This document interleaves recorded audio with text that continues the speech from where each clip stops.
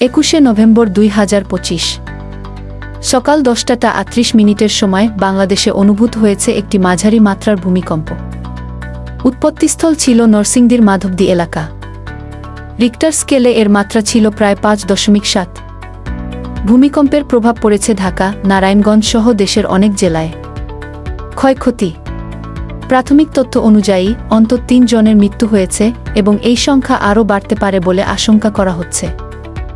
বিভিন্ন এলাকায় দেয়াল ফেটে যাওয়া, ভবন ধস এবং অনেক মানুষ আহত হওয়ার খবর পাওয়া গেছে। রাজধানীর পুরান ঢাকার বংশালে একটি 5 তলা ভবনের রেলিং ধসে মারা গেছেন 3 জন। এছাড়াও বিভিন্ন জেলায় দেওয়াল ধসে এবং টিনসেট বাড়ি ভেঙে পড়ার কারণে নিহত ও আহতের ঘটনা ঘটেছে। বিশ্লেষণ: এই ভূমিকম্পটি বিশেষভাবে উল্লেখযোগ্য কারণ এর উৎপত্তিস্থল ছিল বাংলাদেশের অভ্যন্তরে, সীমান্তবর্তী এলাকায় নয়। বিশেষজ্ঞদের মতে এই অঞ্চলে দীর্ঘদিন ধরেই বড় মাত্রার ভূমিকম্পের ঝুঁকি বিরাজ করছে। দুর্যোগ মোকাবিলায় ভবন নির্মাণ ব্যবস্থা, জনসচেতনতা এবং দ্রুত উদ্ধার তৎপরতার গুরুত্ব আবারও সামনে এসেছে।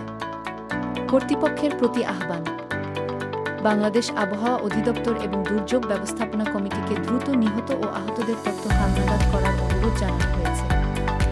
জেলা ও উপজেলা প্রশাসনকে ধ্বংসস্তূপ থেকে উদ্ধার, আহতদের চিকিৎসা এবং এলাকাবাসীর নিরাপত্তা নিশ্চিত করার আহ্বান জানানো হয়েছে।